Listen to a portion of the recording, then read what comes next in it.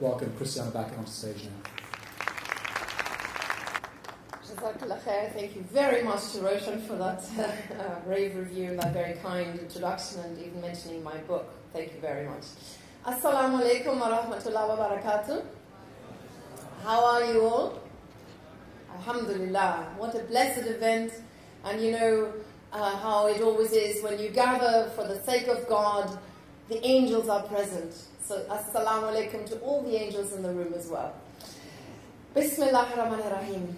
It's a great honor to be here with you to celebrate the birth of the Prophet, the best of creation, the beloved of Allah, the mercy to mankind. Eid Miladun Nabi Mubarak to you all. Prophet Muhammad ﷺ said, I was given 5 things which no other prophet has been given. Among them is the right for intercession, and that every prophet was sent to his people, but I was sent to all of mankind. Muhammad ﷺ was not only the prophet of the Arab people or of the Muslims, but a prophet for humanity at large. He showed kindness and love, not just to his own people, but to everyone, friend and foe. Let us look at some of the examples from his life. In the valley of Hudaybiyah, while Prophet Muhammad was saying the morning prayers with his companions, 70 or 80 unbelievers came down quietly from a nearby mountain in order to kill the Muslims as they were praying. They were caught and brought before the Prophet, peace be upon him. He treated them well and released them all. When Muhammad's opponents increased their persecution, his companions asked him to curse them. In response, Muhammad ﷺ replied, I have not been sent to curse people, but rather to be a blessing to people. His opponents continued to treat the Prophet, peace be upon him, and his companions unjustly and cruelly, but he continued to pray for them. O my Lord, guide my people along the true path, as they are ignorant of the truth.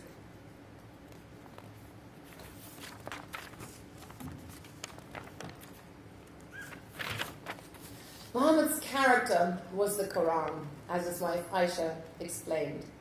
He exemplified God's teachings through his actions. For example, the Quran teaches us forgiveness.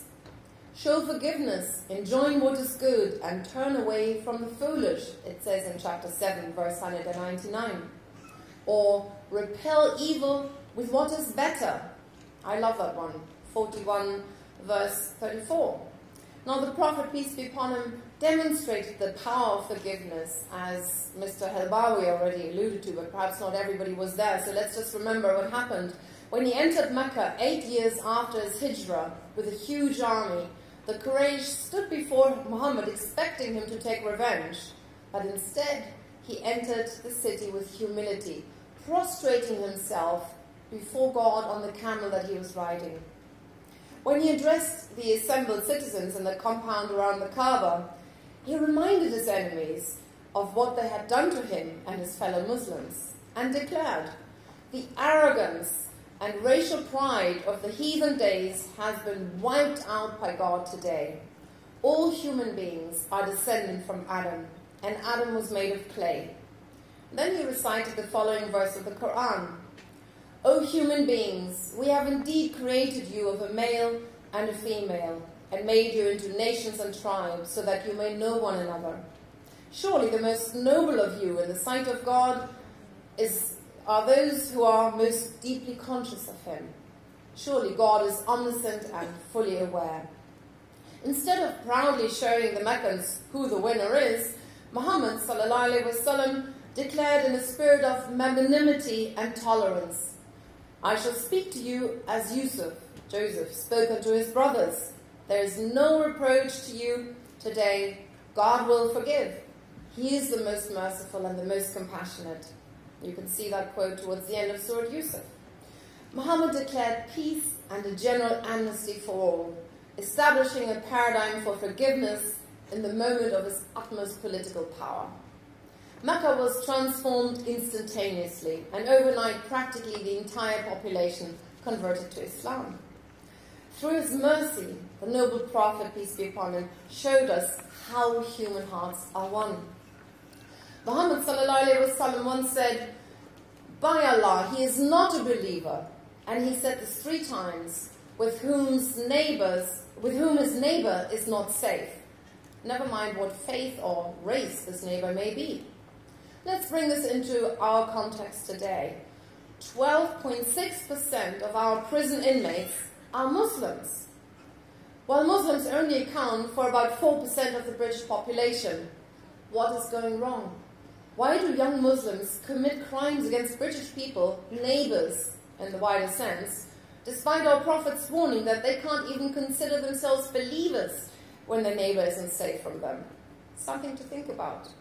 Perhaps we may need to encourage our children to study the biography of the Prophet, peace be upon him, a little bit more closely, so that he also becomes their role model.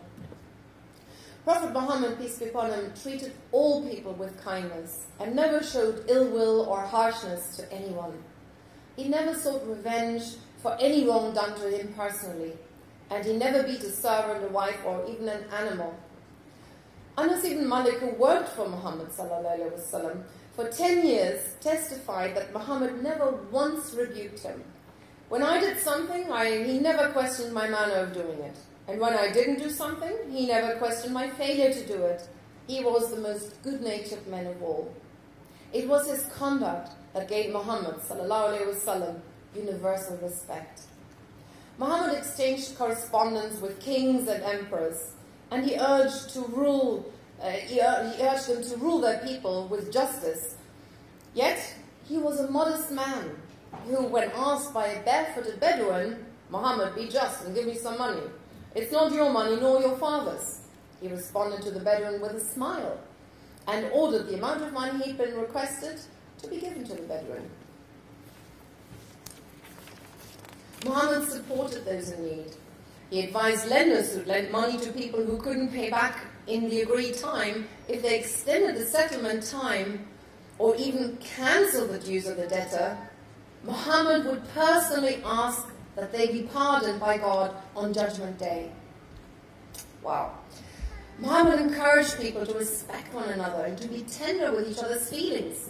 For example, he cautioned that if 3 were sitting together, for them not to whisper to each other because the third person would feel awkward and sad.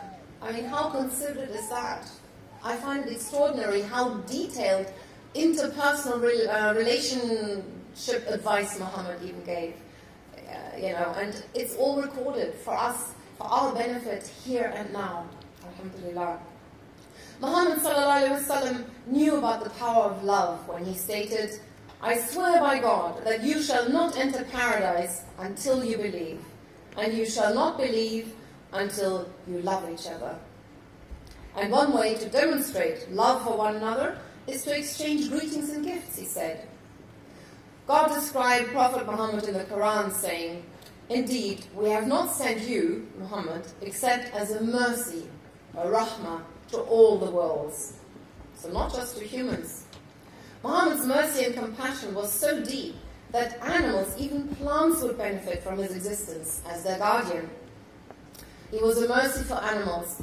He once entered the garden of one of Yansar, who had a camel in his garden. And when the Prophet ﷺ looked at the camel, it froze and its eyes started watering. The Prophet ﷺ went over to the camel, started stroked it and rubbed his ears to comfort it.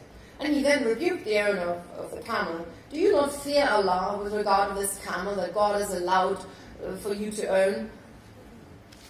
This camel has been complaining to me that you starve and that you tire it by overworking it and by using it beyond its capacity." The Prophet ﷺ forbade his companions to keep animals hungry or thirsty, to disturb or to overburden them. And he taught them to be kind to animals. And it's actually a praiseworthy act and would please Allah and bring you nearer Allah if you're kind to animals. Once on his return from a military campaign, a few companions took away the chicks of a bird from the nest to stroke them. The mother bird came back and it couldn't find its chicks in the nest, so it began to panic, flying around screeching. When informed of the matter, Allah's Messenger, peace be upon him, became angry and ordered the chicks immediately to be put back into the nest. Prophet Muhammad ﷺ prohibited hunting and shooting for the sake of pleasure. Whoever has killed a bird, this bird will complain to God on the day of judgment that he was killed for pleasure and not for any benefit. And he ensured people were kind to the animals even when sacrificing them to eat them, only to kill them with a sharp knife and not to sharpen the knife in front of their eyes as to not to frighten them unnecessarily. Let us remember another famous hadith. A traveller who was thirsty fetched some water for himself from inside a well. And when he climbed back out, he saw a dog panting from thirst. So the man went back down into the well again to fill his leather sock and came back up and gave it to the dog and gave the dog the water to drink. The Prophet, peace be upon him, informed us that Allah was pleased with this act of kindness to the dog and he pardoned the man's sins. There is recompense in regard to every creature that has a living heart. These are Prophet Muhammad's words. We would do well to remember them the next time when we're walking in an English park and a dog comes running at us. Muhammad ﷺ was also a mercy to children. He was especially loving and affectionate with them. He used to take them in his arms, embrace them and cuddle them. And he showed respect to children, always greeting them when he passed them by. When his daughter Fatima radiallahu anha came to him, he would stand up and kiss her to welcome her, and he would take her by the hand and sit her down in the place where he was sitting. What respect he showed to his daughter. Once the noble Prophet saw ﷺ was sleeping with his face covered in the apartment of Aisha. It was the day of Eid, and young girls were singing. Abu Bakr entered the house and asked the girls to stop. The Prophet, peace be upon him, said, "Let them sing. It is their day of Eid." Another time he was hugging his beloved grandsons, Hassan and Hussein, when one of the companions told him, "I have got 10 children. So far I have not kissed any one of them." Allah's Messenger ﷺ responded, "The one with no compassion for others won't experience compassion either." Muhammad ﷺ was the embodiment of compassion. When he saw a child crying, he sat beside it and shared his or her feelings. During the prayers, when he wanted to prolong them, but heard a child cry, he cut the prayer short for the anxiety the mother would feel.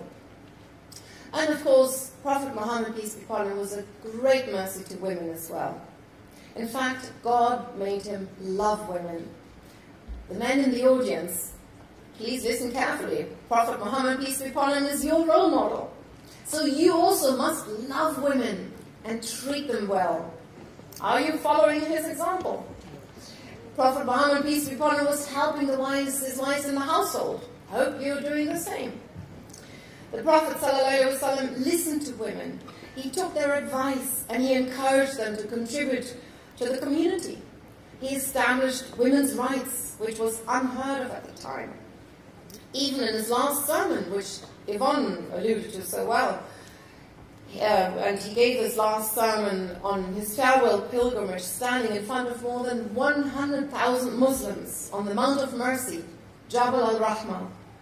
Prophet Muhammad ﷺ reminded the men to take care of their prayers and to take care of the women. These were some of his last words. Let's remember also his beautiful saying, "The best of you are those who are best to their wives, and I am the best to my wives." And remember to emulate the Prophet, peace be upon him, in all those points. Muhammad, of course, was a mercy to orphans and to widows and to the needy. He looked after them and fulfilled their needs. In fact, all his wives, bar one, were widows. Who are we marrying today, gentlemen? Muhammad visited the weak and the sick, and he attended their funerals. He used to treat the orphans particularly well and gave them charity. Show affection to the orphans and feed the poor, he said. Whether witnessing pain or hope in others, Muhammad ﷺ responded with love and tenderness. This was the extent of his mercy, his rahmah, or loving compassion. To help his companions understand the depth of God's mercy, or rahmah, he pointed to a mother tenderly kissing and holding her baby tightly, And he asked his companions whether they thought this mother could ever throw her baby into the fire. Of course not. The Prophet explained that God has more rahmah, or loving compassion, with people than this mother for her baby. You probably know that there is a close connection between the Arabic word rahmah and motherhood, for the word is linguistically related to the Arabic word raham, which means womb. God explained this connection when he spoke on the tongue of the Prophet, peace be upon him. I am Ar-Rahman, and I created the raham, the womb, and I named her after me. So the womb, raham, is feminine and associated with nurturing and protection, which are all elements and are part of the meaning of rahmah, nurturing, protection, and femininity. The fact that every chapter of the Quran, bar one, begins with the words Bismillahirrahmanirrahim, in the name of God, the most compassionate, the most merciful, confirms this point.